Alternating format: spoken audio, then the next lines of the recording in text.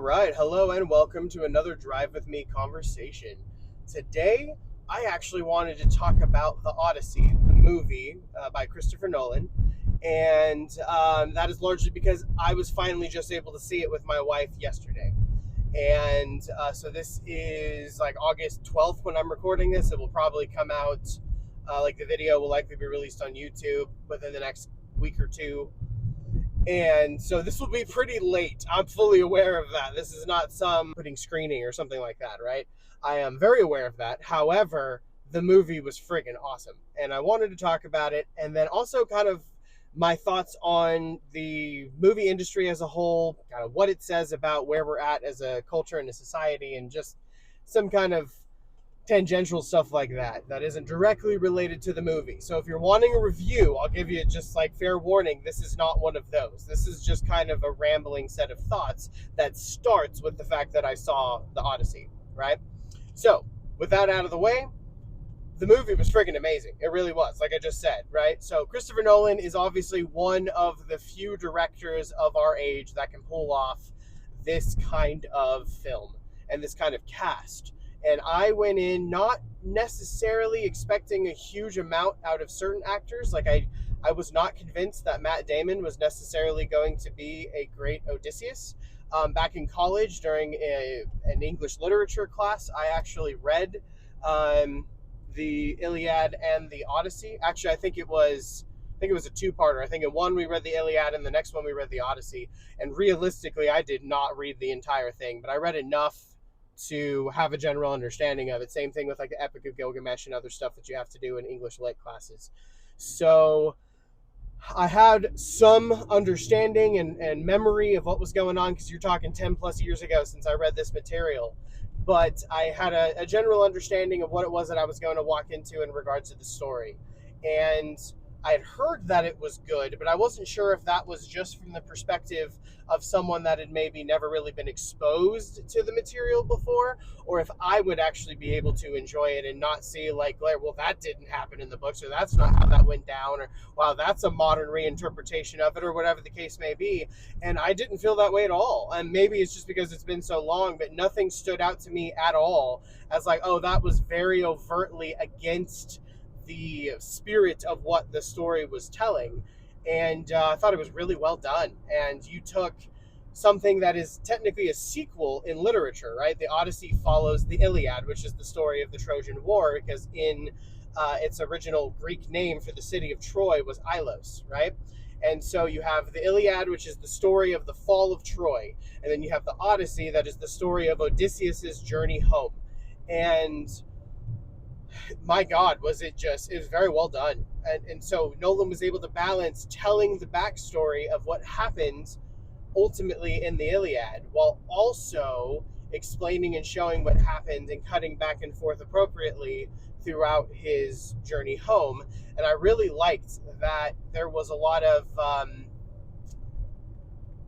starting in more or less the future, right? Like I think the term for in film is in media res or in media res or something like that, but basically means in the middle of, right? So you start effectively in the middle of the story, and then you both work forwards and at times show what happened in the past, right?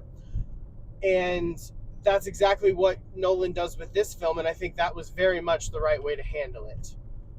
Because he was telling the story of what's going on with the son, Tom Holland's character, with Penelope, and the court basically back on Ithaca, where Odysseus is from, and as well as what's happened to his crew, what happened to him during the process of coming home, where he was at when the movie actually started, and how we got there, and then how it moves forward and comes to a rather satisfying conclusion, in my not so humble opinion.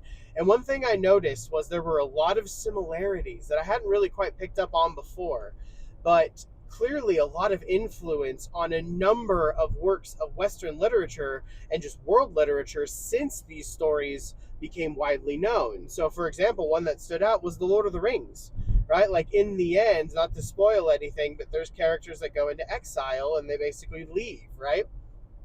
So they're packing up on a ship and they're heading out, literally towards the horizon, and they're going on to ideally live a better life and live their days out in peace. And I couldn't help but think of the Lord of the Rings, right? Like Bilbo and Frodo Baggins and the elves and so on, just packing up and heading out. The idea of a major city falling and representing a transitional age between one and the other, like the end of the Bronze Age transitioning and the Bronze Age collapse that was coming, transitioning into something else, kind of like in the Lord of the Rings, right? The end of the Age of Men, the end of the Third Age, that kind of thing, and the potential fall of Minas Tirith.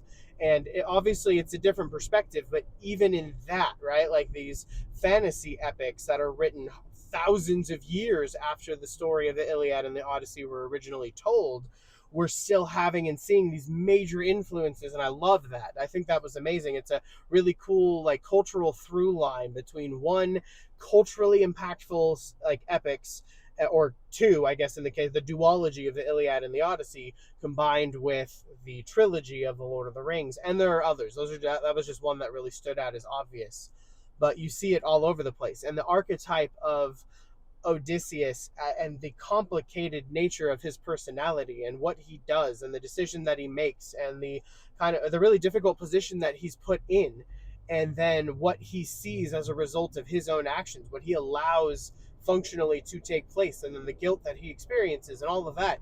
It's fascinating, and I think very well told and very well acted, really, on all parts. I think the one role, like Tom Holland's role, was just, unfortunately, it was never going to be overly interesting.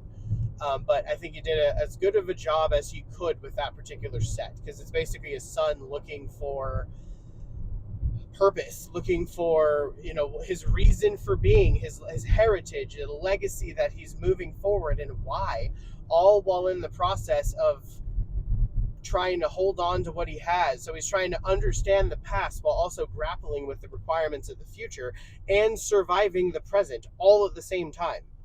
And so it's interesting. He's not exactly, he's not playing Spider-Man. He's not Peter Parker in that kind of scenario.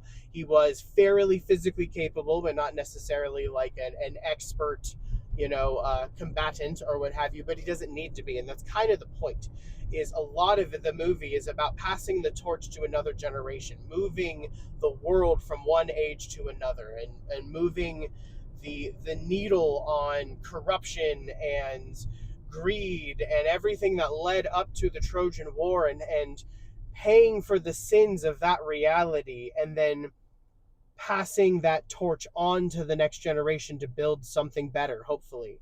And then Nolan even takes it a step further by bringing directly in the nature of the sea peoples, right? And the fact that that world really did, of the Trojan War and that era, while a lot of it is obviously very mythological, the era that it took place in, and according to modern archaeology, even the existence of the city of Ilos or Troy is historical, and it really does seem to have taken place, and the stories were generated during the Bronze Age that ended with what's known as the Bronze Age collapse, wherein the major civilizations of the era, so Egypt and Mycenaean Greece and the Hittites in modern-day Turkey, and I think it was the Assyrians in Mesopotamia and so on, they all fell. Every major civilization fell during that time, and then it was rebuilt in the Iron Age, right? And then we've moved forward since then. And a lot of our earliest writings come either from, just before, some of it during, or immediately after this Bronze Age collapse era. That's actually when, like, a lot of modern in air quotes, but like writing as we know it, that we could actually translate and use, really starts coming about. But you're talking, this is still several thousands of years ago. But that's about the furthest back that we have surviving recorded writings, outside of a very, very select few examples, like Egyptian hieroglyphs, right? Because we happen to get a Rosetta Stone, which is, literally allowed us to translate. But there are not very many situations like that from the ancient world. So anyway, in regards to what the movie represents, I think this year, 2026, between the Odyssey and Spider-Man Brand New Day, and even things like Moana and the new Minions movie and stuff like that, I think are representing probably the best year for film that we've had in a while. And if I'm not mistaken, I remember seeing a headline saying that 2026 is expected to be the highest, like grossing, highest box office performance year that we've had since 2019, which set a record just before the pandemic hit, and then everything has been lower since. Like, if you want, like, as a great, like, metric to kind of look at things, go to Wikipedia and look at what Marvel films have grossed, right? And you look at starting with Iron Man and like in the MCU, right, in 2008, and then you move all the way forward, you notice that 2019 is where you start seeing some of the highest grosses, with a couple of exceptions, like Spider-Man No Way Home in, what was it, 2021 or 2022, did really well, as an example, right? So, but aside from that, the grosses for Marvel films has been notably lower in the 2020s than it was, generally speaking, building to in the 2010s. So, and you see that across a lot of the film industry.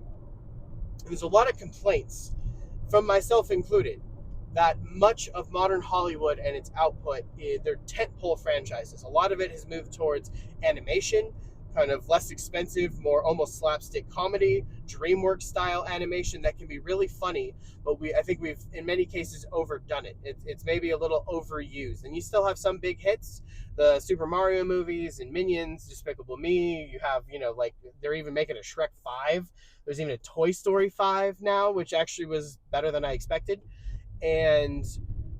but still definitely did not hold the magic of the first three. And I'm not sure if that's just a statement more about me or about the movie, or maybe a combination of both. Maybe it's just that I've grown up to the point that I don't connect with the films the same way. I was hoping it would, because I have young children that we're purposely keeping off of tablets and away from a lot of technology. They do watch TV here and there, but it's not the same. It's not direct interaction like it with the tablet. So I was hoping that Toy Story 5 would hit a little bit harder for me, because I could identify from that perspective. Didn't really happen.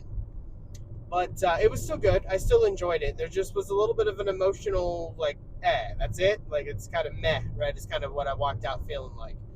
And that's okay, though. I don't need to feel that with every film. I did not feel that walking out of the Odyssey. The Odyssey was fantastic.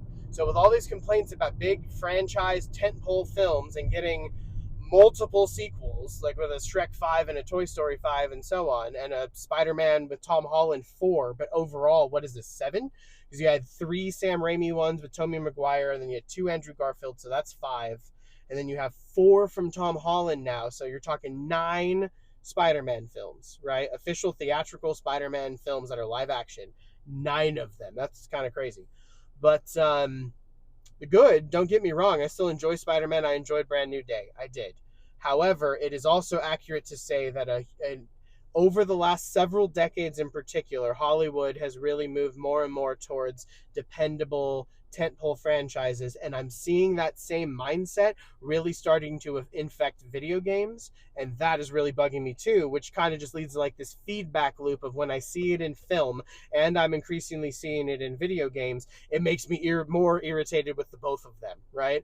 And so I've been less inclined to go to movies, and I think you're seeing this not only as like in a general population sense, where people are going to movies less as streaming services have become more popular, and it may be general frustration, may just be not enough disposable income. It's probably a variety of factors, but on top of it, you're seeing it generationally with like Gen Z. They don't seem to be going to movies the same way that we millennials, for example, or Gen Xers or boomers grew up going to movie theaters. They just don't. And when I was a kid, that was the only option, unless you wanted to wait until it was on DVD or VHS, right? It was VHS first, and then eventually DVD, and then eventually Blu-ray, and so on and so forth. But that's the world we grew up in, and it's weird to think of a generation that didn't grow up with that, right? And that kind of reality, but it also makes sense because it's the world my kids are growing up in. So I do see the reality. It's just still a little hard for me to wrap my brain around sometimes. And I think if I'm dealing with that, my guess is some people are too.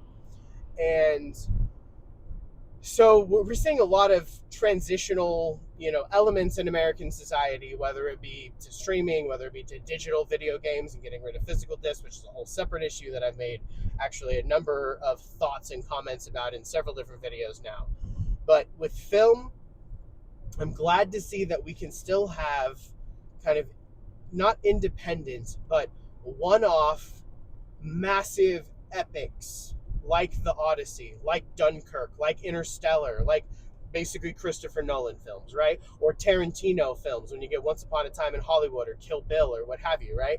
There are not a lot of directors like this left. You have maybe Spielberg, like with Disclosure Day, maybe does this kind of thing every now and again. You'll have some like, like Tarantino, like Nolan that will do this, but we do not have a whole lot of that kind of like stock in the American film industry anymore, and we really rely much more heavily on family films and streaming and tentpole franchises in a way that I've seen transition since the 90s. And it is, oh, James Cameron, that's another one, because when I said the 90s, it got me thinking about the Titanic, because that was a big one back then. Still is, and obviously Avatar and so on, but you don't have nearly as much of that anymore as you used to. And that's a little frustrating. A lot of the like B tier movies you don't have as much of. They've kind of gone away, a lot of it.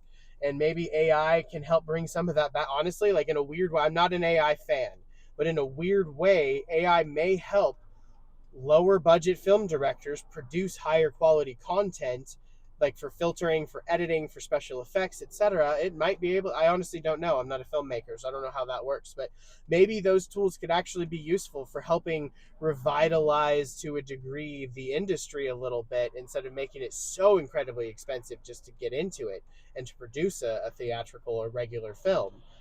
Even one that just goes to streaming still costs millions, you know what I mean? And a lot of us just don't have that kind of capital. And so getting into the industry is really difficult. Getting into video games is a lot easier. You do see still teams like indie games like Stardew Valley or what have you, that'll be, or Hollow Knight, that are produced by like between 1 and 4 people. And that's still doable, right?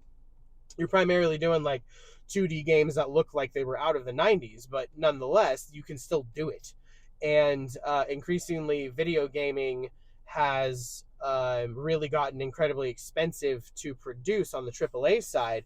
But I think that's really, it's been opening up an avenue, an opportunity for indie developers, for what we consider AA or mid-tier kind of gaming and gaming budgets, those type of titles to do well, because AAA is kind of eating itself, like the high-end expensive stuff, your Call of Duties, your Grand Theft Autos, your FIFAs and so on. A lot of these what they call the ball and gun gamers, they are kind of leaving a massive hole in the industry for creativity, and this live service push and intense desire for reliable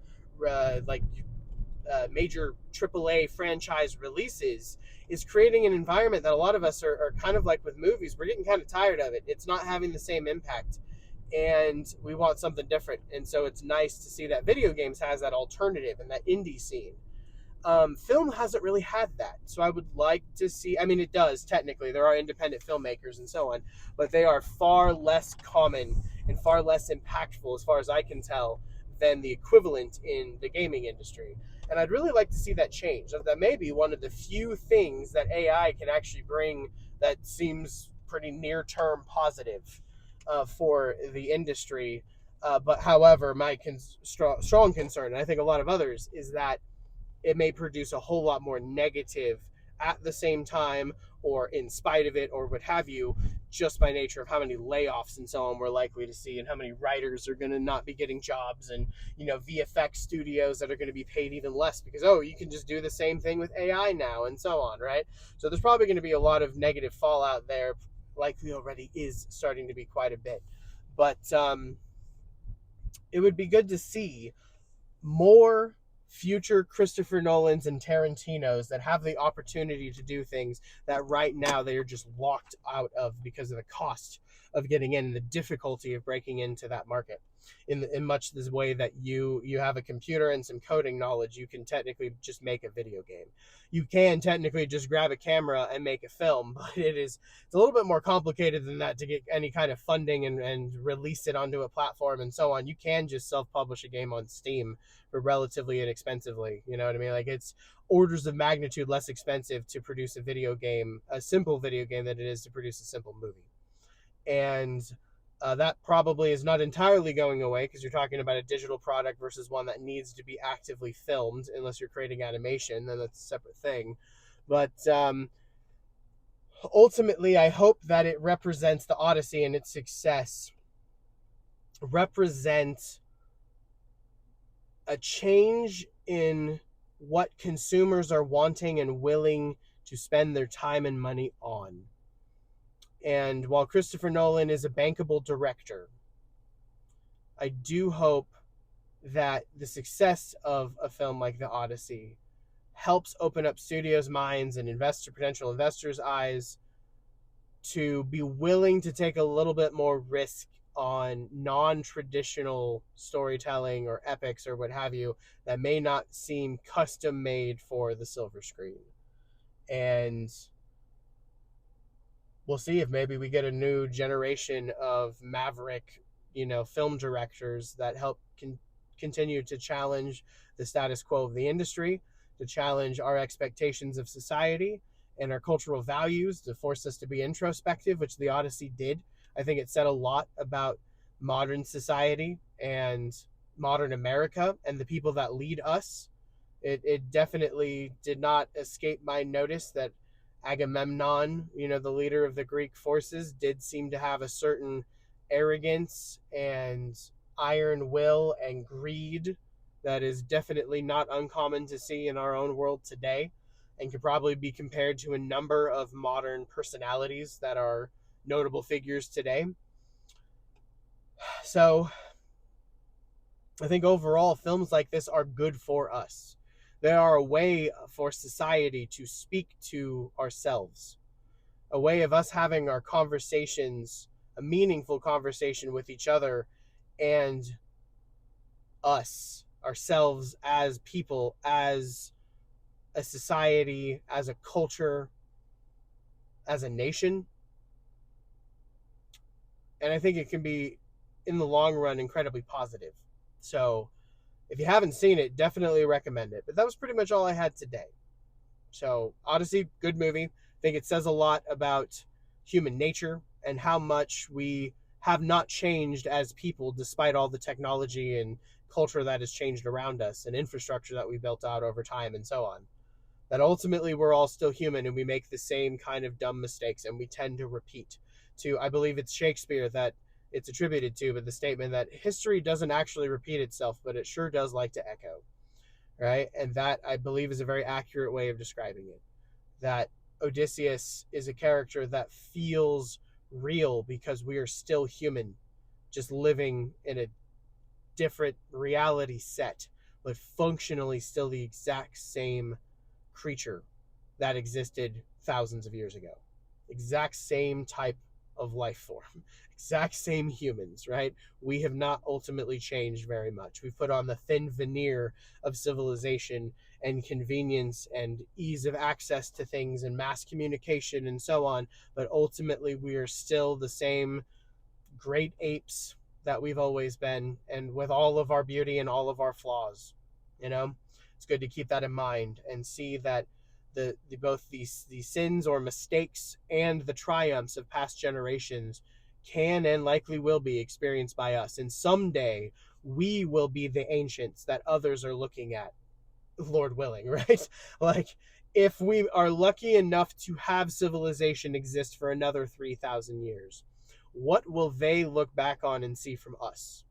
What will they glean from our society and our stories and our architecture and whatever knowledge they're able to gather about us? And what will they think of our way of living and the choices we've made? I think it's really good to force a little introspection and mindfulness as a culture and society. And this is a good film to do it with. So, anyway, if you made it this far, thank you for doing so. Please hit the like button if you did enjoy the video. If you want to hear more about politics, technology, culture, current events, etc., please stick around because we'll definitely be talking more about it. All right, y'all. Thanks again. You have a good one. Later.